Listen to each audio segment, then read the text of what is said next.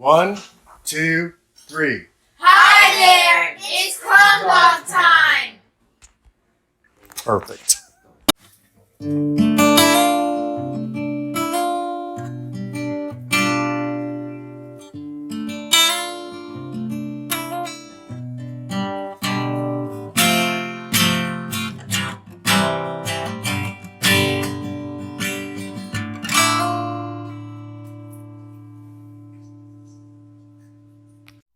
Part 1, A World in Need.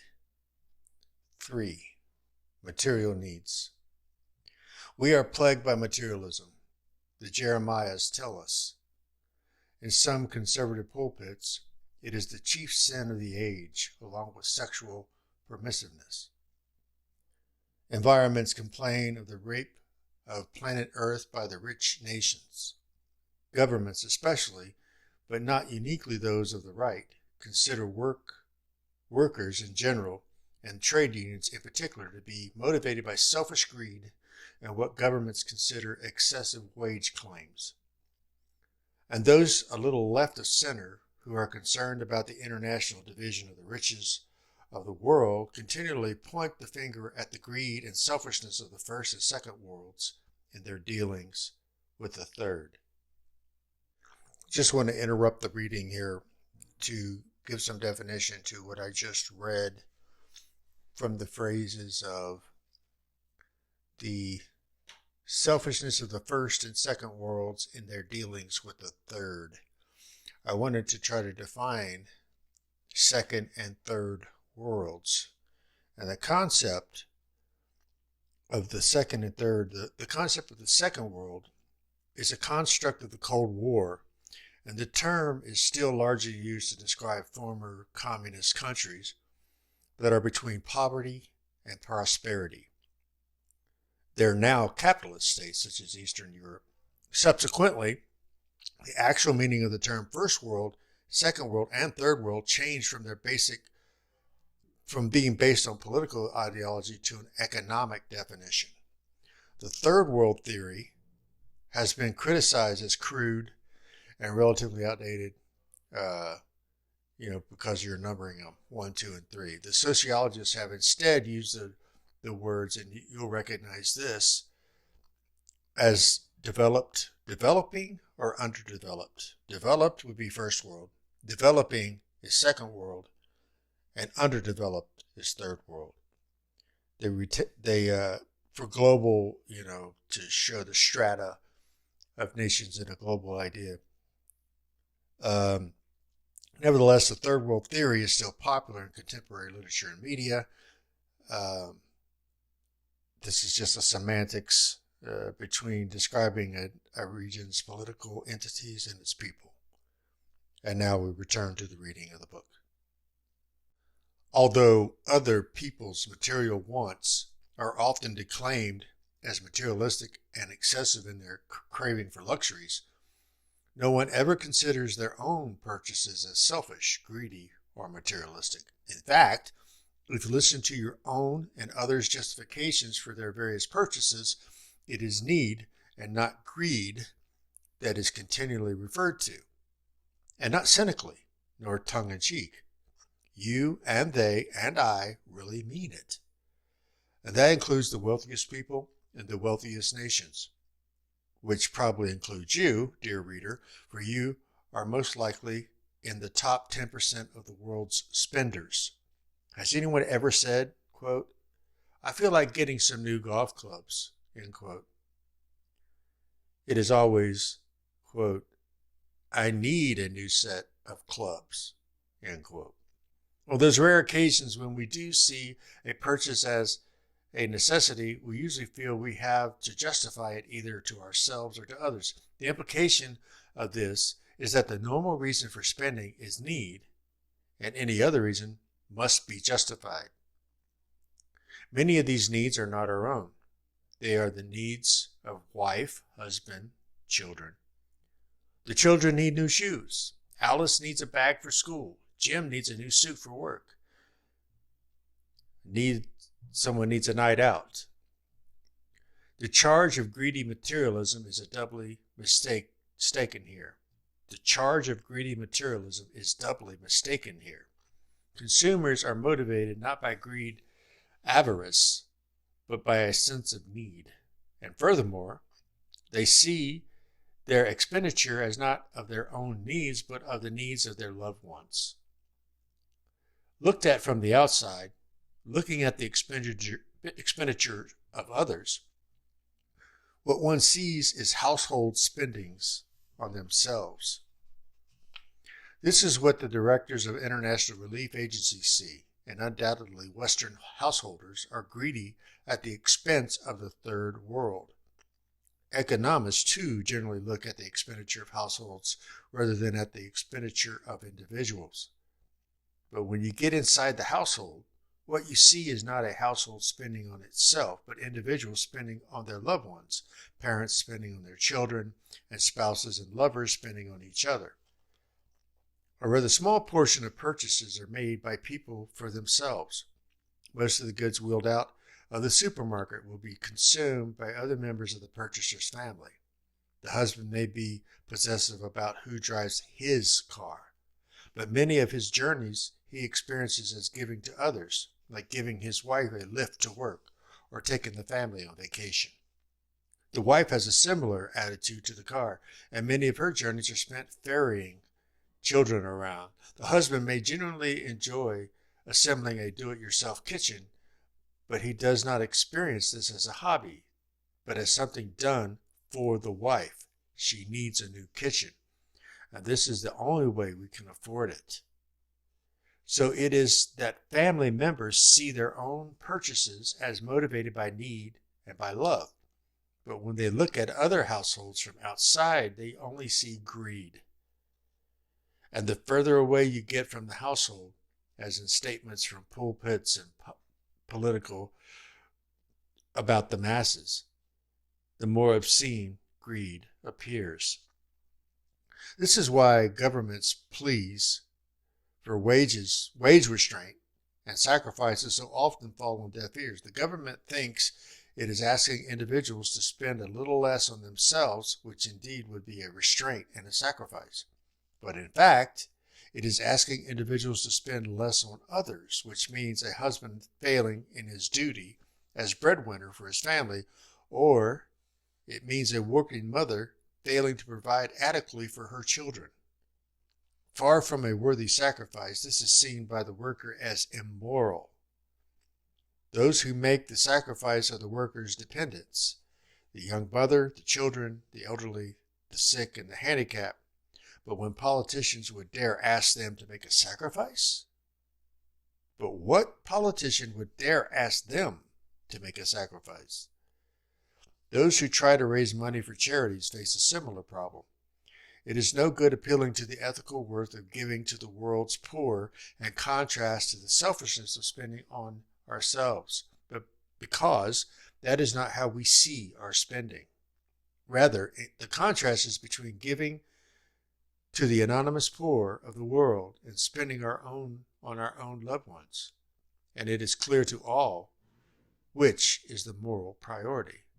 The man who says, "Sorry, pal, but charity begins at home," and puts nothing in the collecting tin is not making a feeble excuse. He has, in fact, put his finger on exactly what motivates most household spending. So, far from being greedy, we see ourselves as giving to meet the needs of others. Now, this may constitute greed and materialism according to some moral code or according to some norm of international justice. It does not seem greedy in a way to buy a child a new pair of shoes when millions of children go barefooted. It does seem greedy in a way to buy your child a new pair of shoes when millions of children go barefoot. But greed and materialism is not what motivates consumers in the West world. What motivates us mostly is necessity and love. The morality of our motives is quite subtle.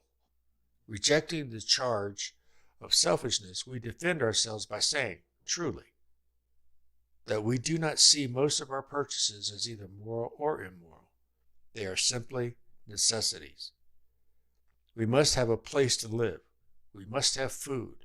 Our children must have clothes. And these are the kinds of things that make up most of our spending.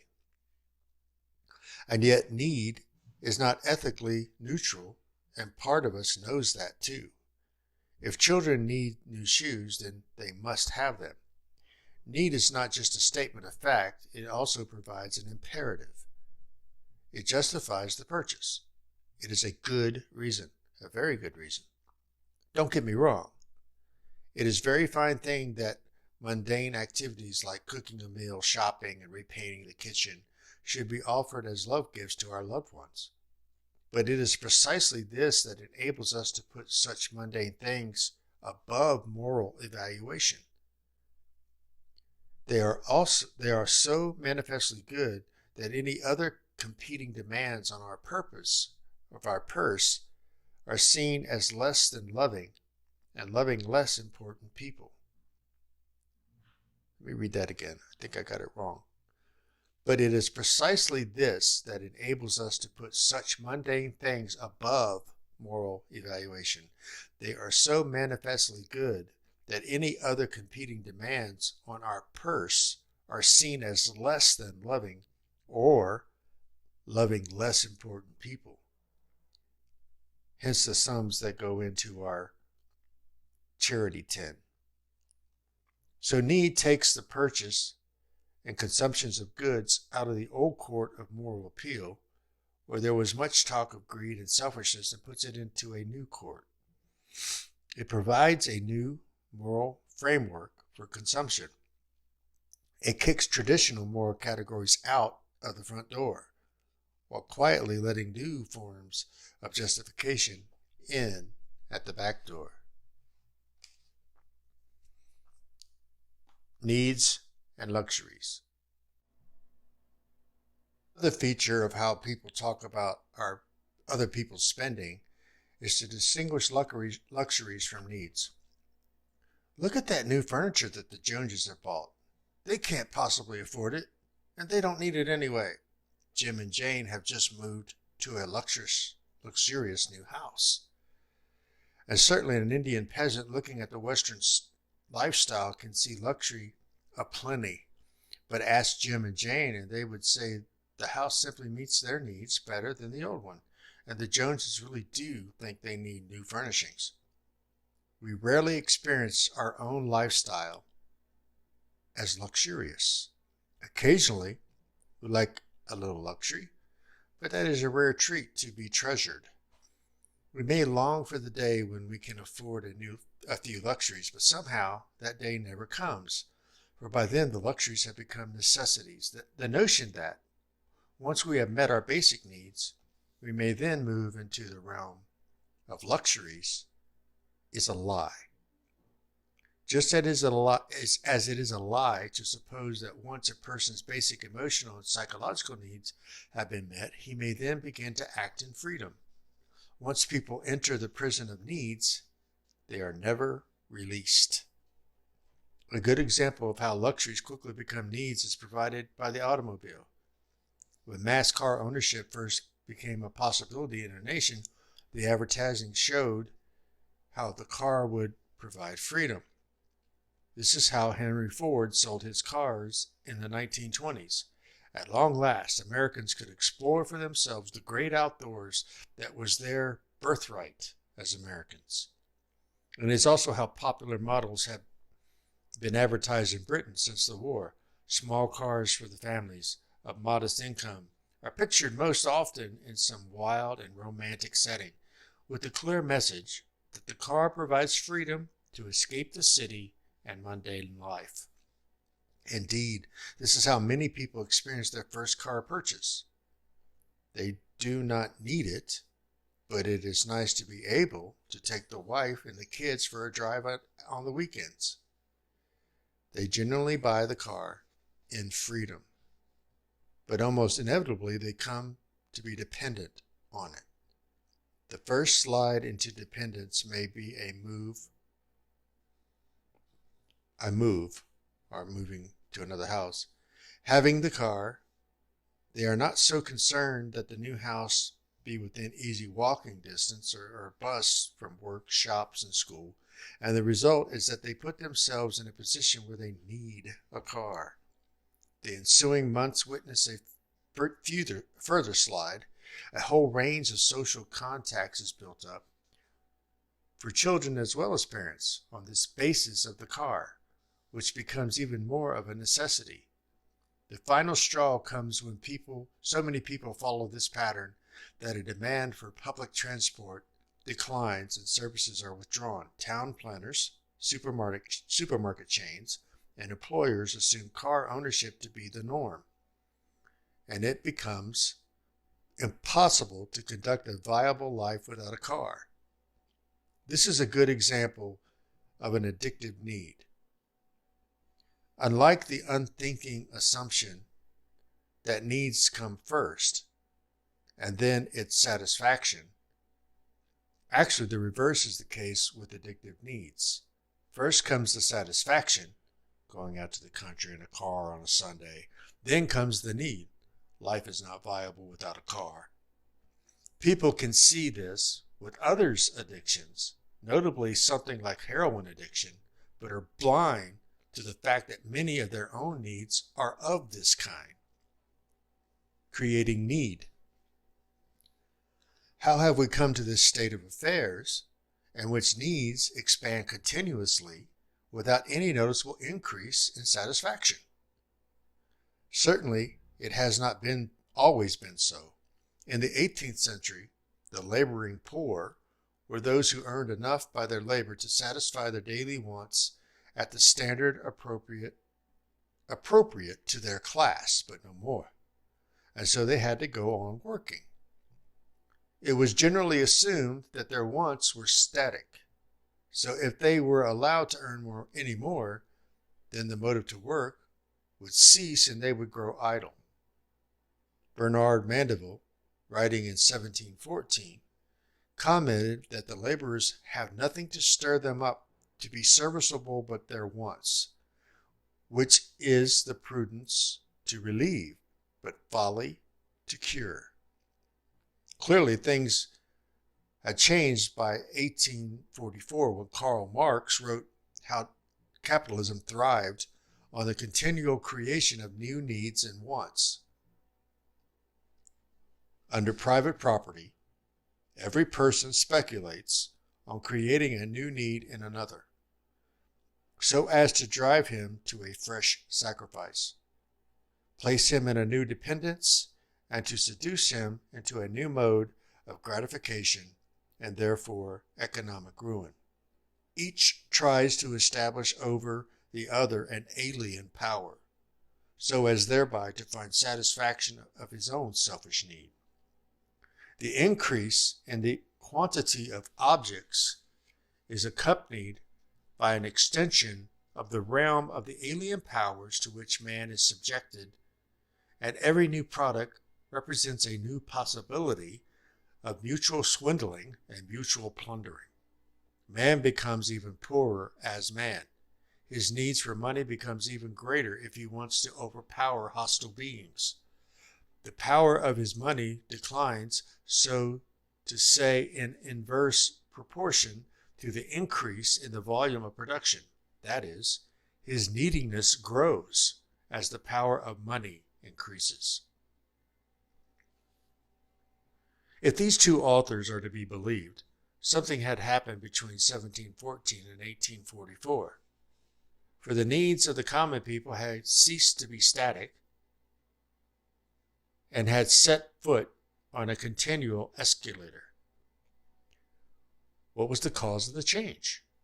What keeps the escalator going today? Is it capitalism, as Marx thought, or an inevitable consequence of technology, or the industrialization? How are material needs generated today? There's still no agreement over the answer to these questions. However, various theories help us understand how needs have got onto an escalator. What none of them help us to understand is why people actually want to be on such an escalator. Let's consider some of the possibilities. It certainly does not happen that technology can breed new needs. Actually, Let me read that. I added a word that I should not have added, which changed the whole meaning of that sentence. Oh my goodness. It certainly does happen that technology can breed new needs.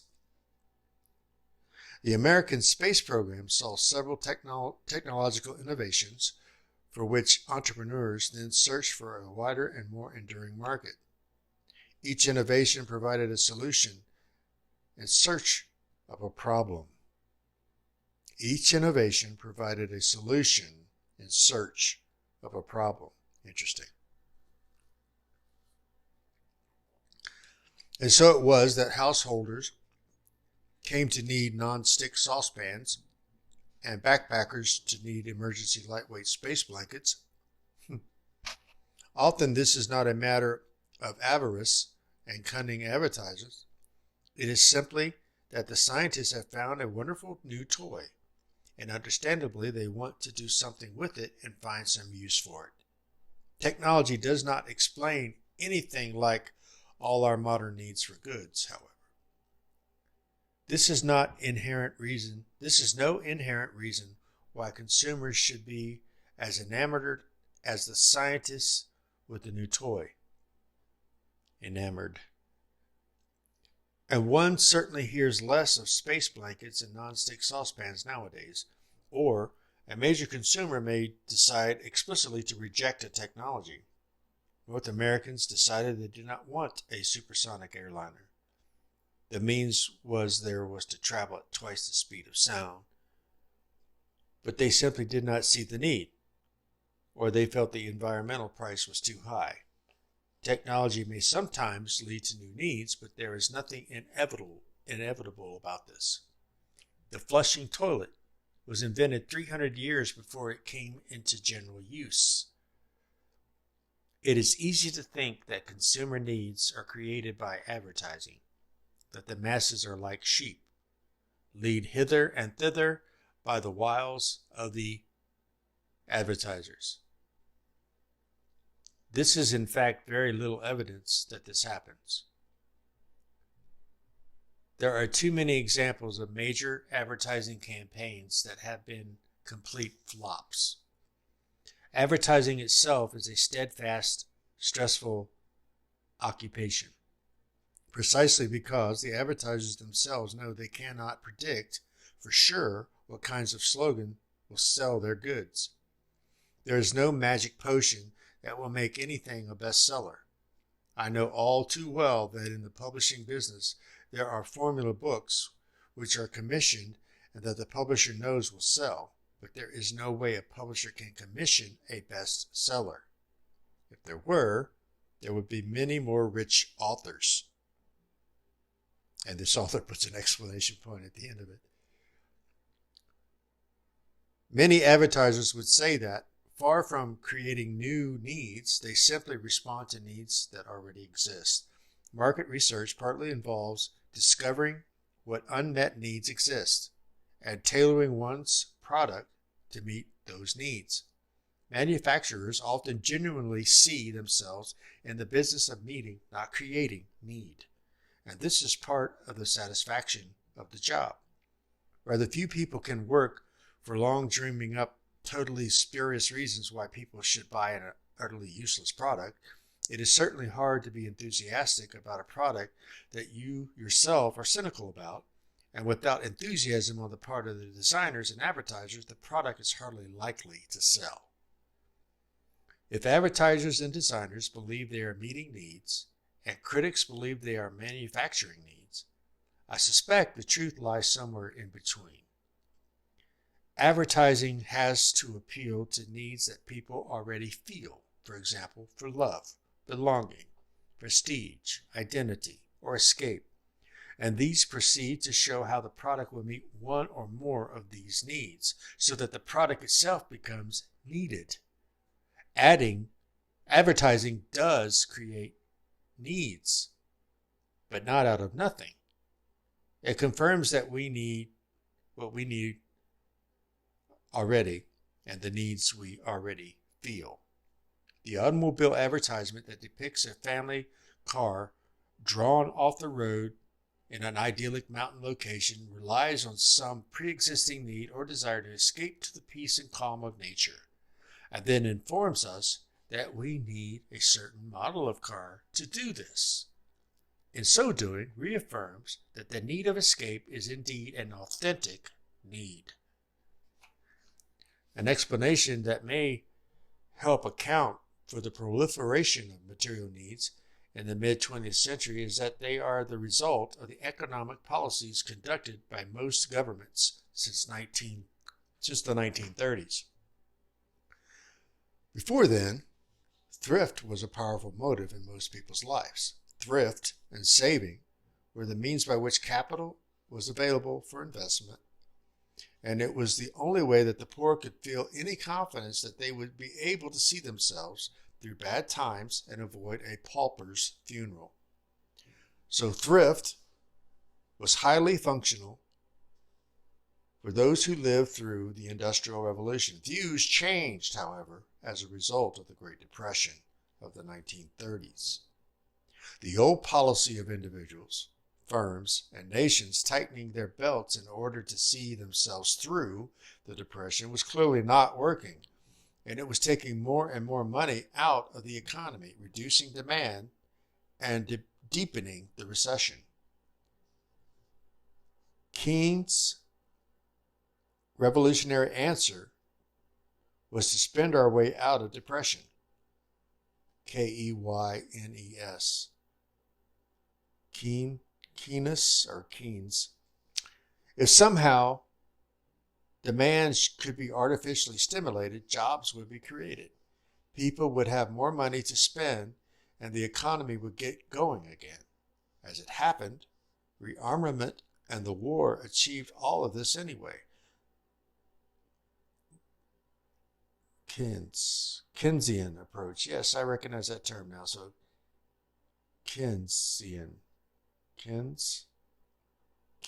I'm struggling with the pronunciation of this man's name, and I think it's important.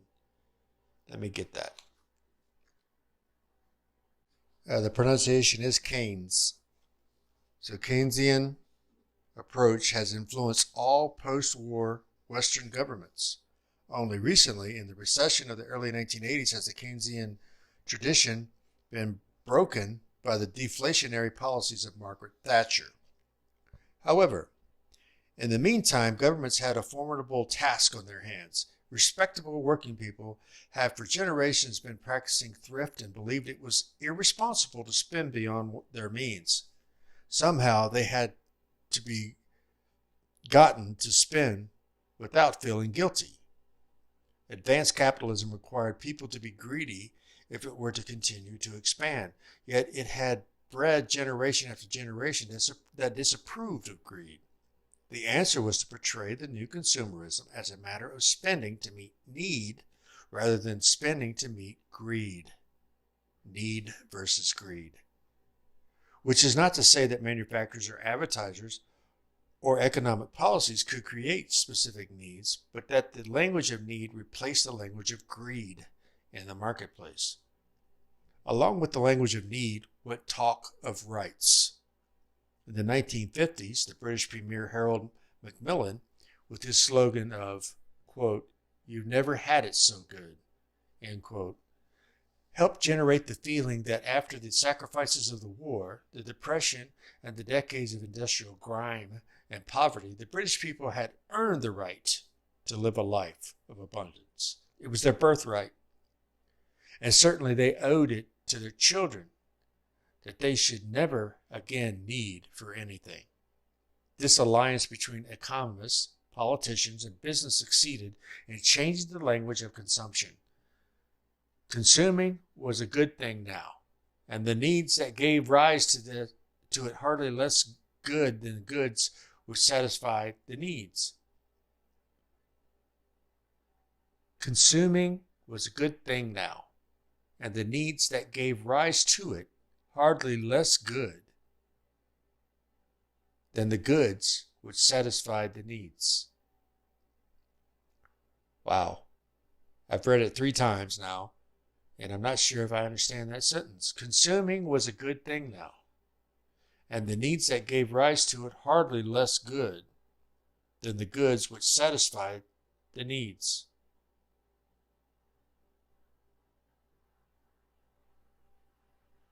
Oh, the needs for consumers consuming to be good was less good than what was actually being done to satisfy needs, I think. Hardly surprising then, the governments of the 1970s and 1980s have pleaded in vain for wage restraints. Having spent 2 decades educating people that spending was a good thing, they suddenly backtracked. By then, people had lost the values of the 1930s and earlier, the values of thrift and of the making do. It is perhaps possible to have a stop-go economic policy that invisibly breaks and accelerates the economy every 2 or 3 years, but to play around in the stop-go fashion with the deepest economic motives of the whole population is bound to create trouble. Oh, I see what he's saying. If I could do an editorial to this, when the mindset changed where they created the needs from needs to greed, it created a misunderstanding in the masses what they really needed, what they didn't really need, and that the whole population is supposed to go along with what was considered, I don't really need that new car, but yet the advertisers are telling me I do need that new car. And then I start doing that, and if the economy start changing their mind, then people are always in a state of financial flux, and it creates a problem. And if as I continue reading here, hopefully it bears out. If not, I'll do another editorial and we'll see if we can get this right, because the main idea of this is to make sure we understand the book. More important, though, more important, though, than the language of need is the way in which many more goods have actually become necessary. Crucial here is the de-skilling that has been going on ever since the Industrial Revolution. De-skilling is spelled de/skilling, de-skilling, or less skill. There has been much talk of the less skill of the worker by the machines, but of equal importance has been the less skill of the consumer. All kinds of goods were once made by the household that used them. Houses, clothes, toys, kitchen utensils. Some goods may have been crude and people may have been poor, but they had the satisfaction of producing many of the necessities of life for themselves. But with the arrival of cheap, mass-produced goods, the skills that once enabled people to make do on their own no longer have any use. Many of these manufactured goods are cheaper to replace than to mend once they have worn out. You can darn woolen stockings, but not a pair of nylon tights. The consumer had developed new skills, deciphering technical information in order to be able to choose between 101 varieties of commodity. But these skills enable us to make our needs for consumer goods, not to abolish them. We have changed from being skilled producers of being skilled consumers to being skilled producers. We have changed from being skilled producers to being skilled consumers. This is what Ivan Illich has called the new poverty. For in the midst of a cornucopia of glossy goods and apparent abundance, we have forfeited the inner wealth of many of our own productive skills. This is even true of something like motherhood. In previous generations, a girl learned how to mother by watching her own mother with her younger brothers and sisters, and she can practice on them herself. Now, with similar families, more isolated perhaps from neighbors and kin, she can grow into adulthood without ever having touched a baby. At the same time, motherhood is rated very highly. So she becomes dependent on the vast baby industry, from books and baby care to health services. And in her insecurity, she relies on fancy programs and special baby foods to convince herself and others that she loves her baby and she is caring for it properly. So all our needs today have to be met by commodities. The system takes our skills from us and sells them back to us for the price of a commodity. Wow. And yet, each commodity never quite satisfies, and more commodities are needed. Proportionately, many more goods and services used to be exchanged informally among friends, families, and neighbors for free or for a favor to be returned sometime. Trust, cooperation, mutual obligation, love, service, these were the motives that lay behind such exchanges. But with the breakdown of many of our old neighborhoods, many such exchanges are no longer possible. Such goods and services now have to be bought and sold on the open market, where the motive for is of profitability which reigns supreme. Insofar as the old informal exchanges continue, as they do in some places, they are frowned upon by the tax collector, and some such exchanges as derogatorily labeled by economists as the black economy or the black market. For those outside this informal economy, the only arena left in which love and mutual obligation rather than profit cover the provision of goods and services is the private family, which even most economists do not consider at all. Let me say something right here. When I said black economy and then I said black market, I'm not talking in the negative. I'm talking in the positive.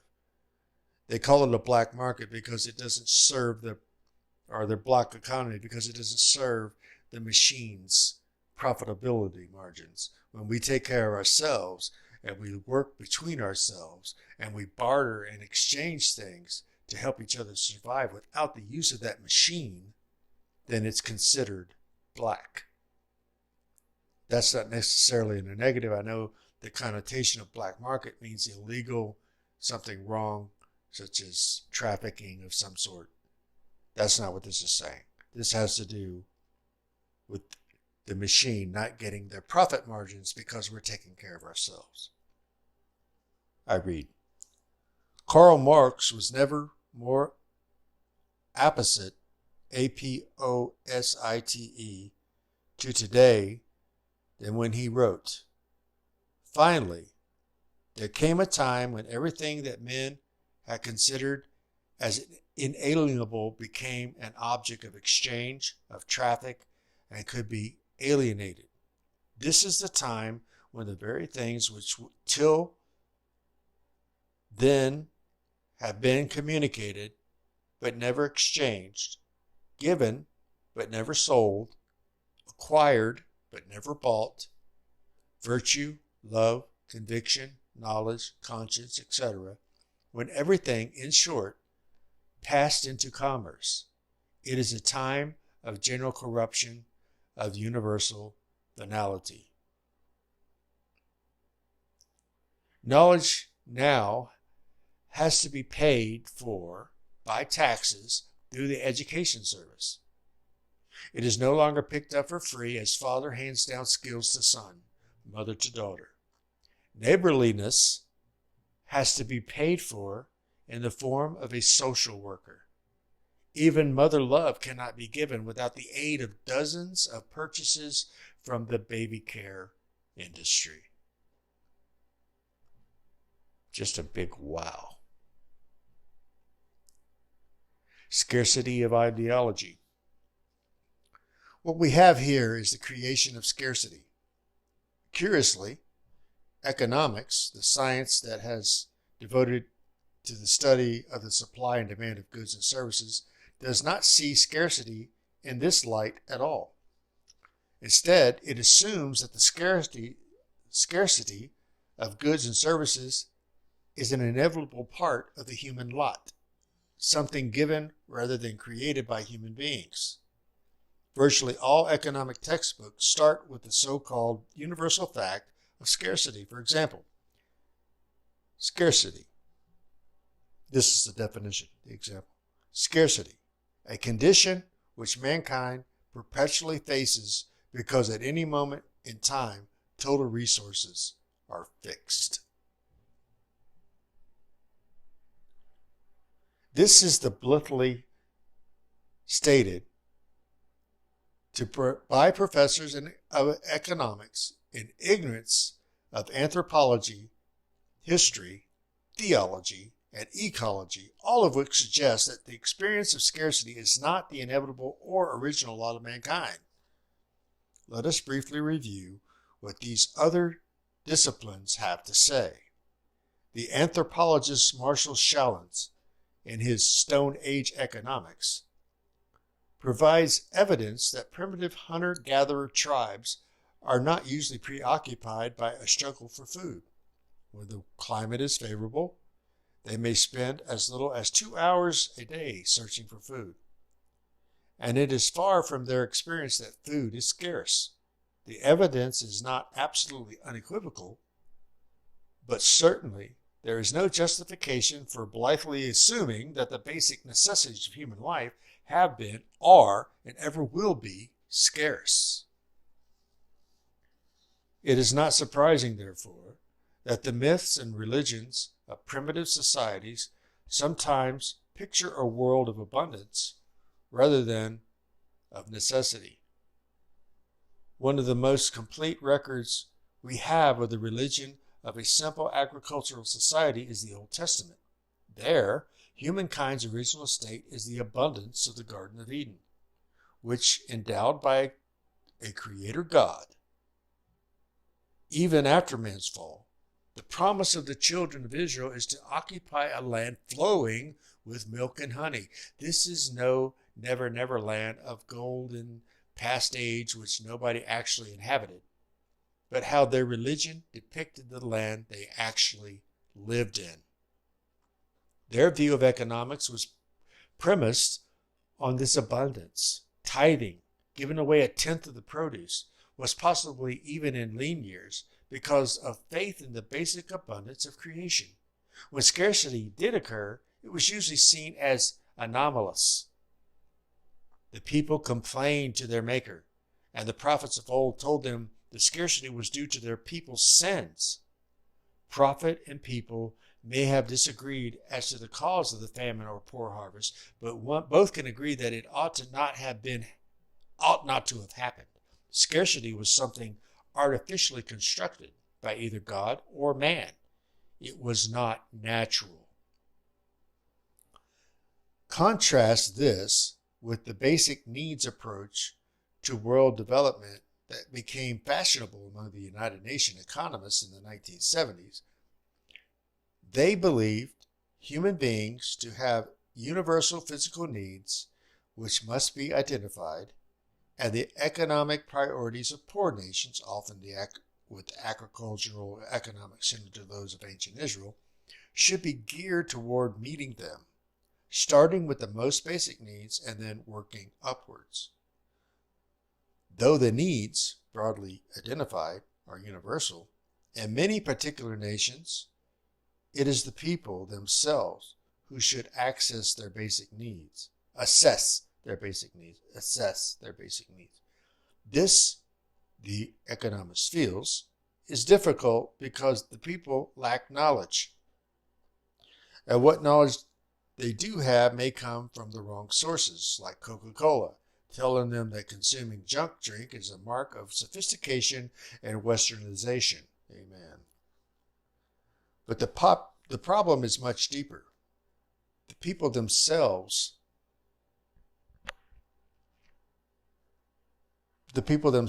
may not even see themselves as having a hierarchy of needs. They may actually have something to teach us in the way in which they put other things like religion and loyalty to kin or simple amusements before food and shelter. and in the way they can experience as plenty what a Westerner seems scarcity.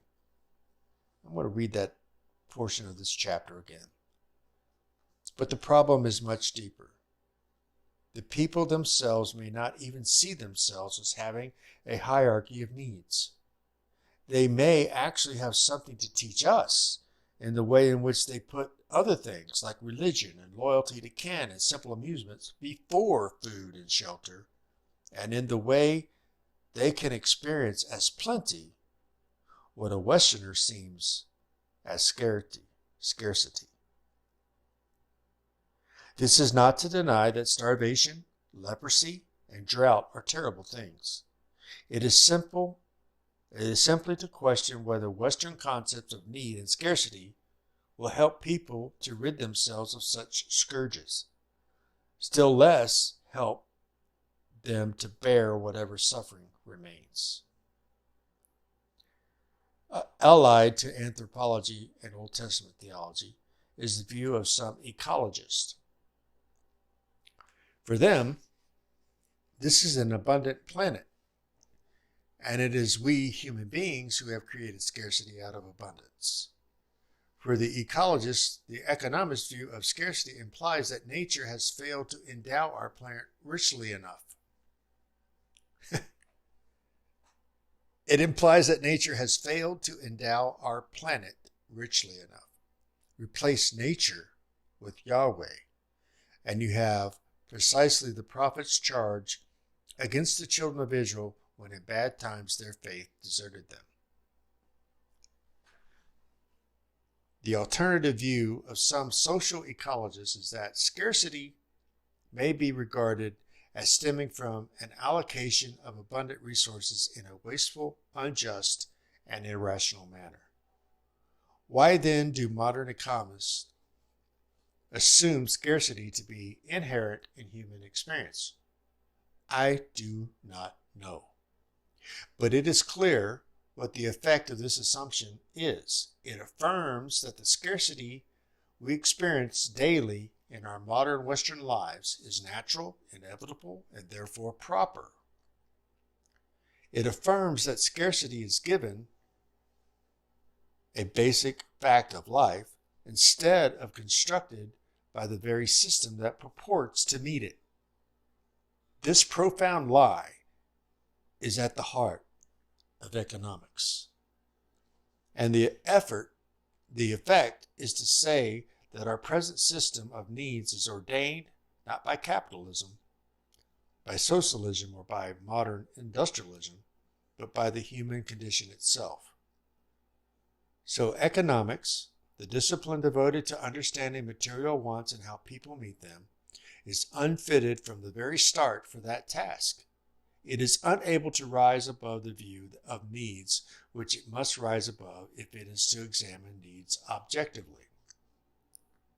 Further evidence that economists share the same concept of need with the system that they are supposed to be studying is proved by their concept of consumer sovereignty. That's actually a phrase. Quote, consumer sovereignty. End quote.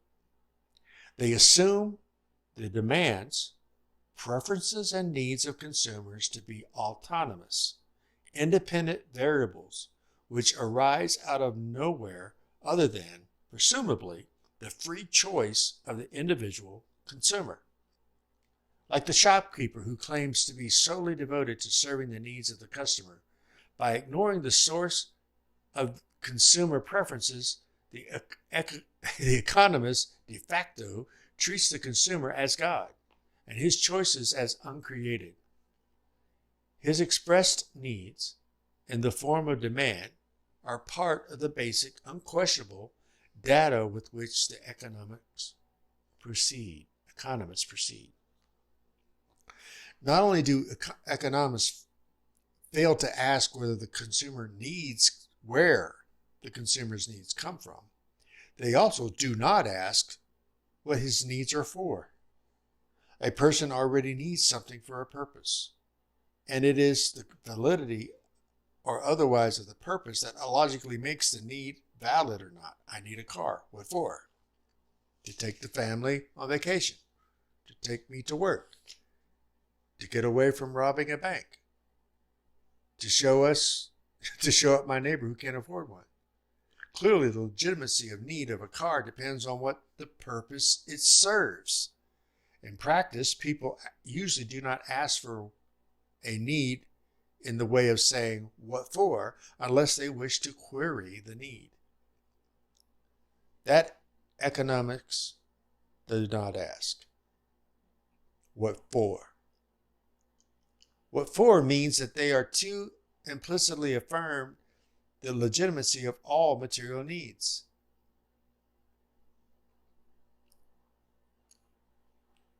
The fact that, let me say it this way, the fact that they don't ask what for is saying that you need this, and that's all that matters. Doesn't matter why, doesn't matter what. Just as long as you decided that you think it's a need and you need it, there will always be a market and a plethora of things to give you as choices to meet that need, because, as that phrase says, it is consumer sovereignty. I read. Economists will doubtlessly reply that they do not ask questions such as where needs come from and what they are for, because such issues are not necessary for understanding the mechanisms of the market.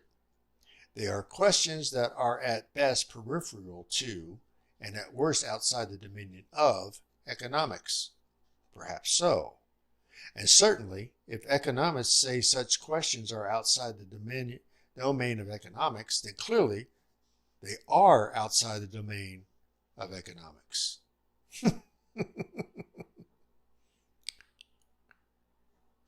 But the result, for better or for worse, is that economics cannot query the creation of a need in modern society, and implicitly but strongly affirms all material needs to be good and equal, which is getting very near to materialism.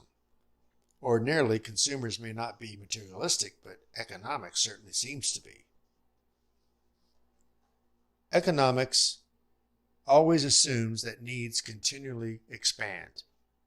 This is not considered a pathological result of our present society, nor a process in which it is in some people's interests that other people's needs should expand and increase their dependence.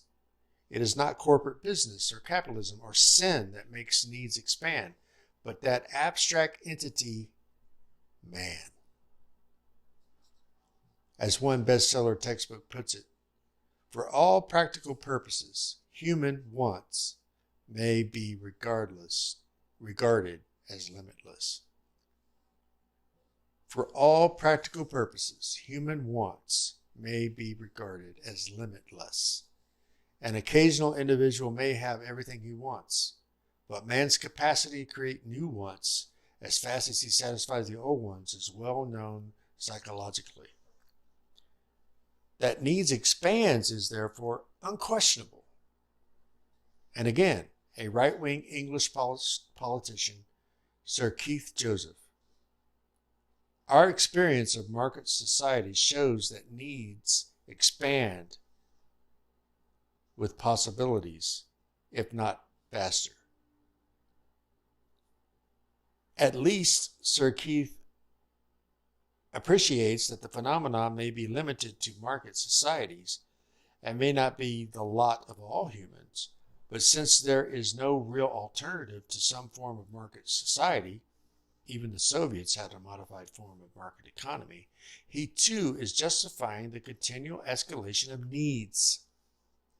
This little excursion into economics is not intended to knock economics itself. I am a sociologist by training, and goodness knows sociologists should not throw stones. They too live in glass houses. No, the aim is simply to show that so deep-rooted in the modern experience of needs that even the scientific discipline studying people's material wants and their supply starts from within the modern framework of needs, unable or unwilling to view it from the outside. In the next chapter, I want to show that the same is true of much psychology.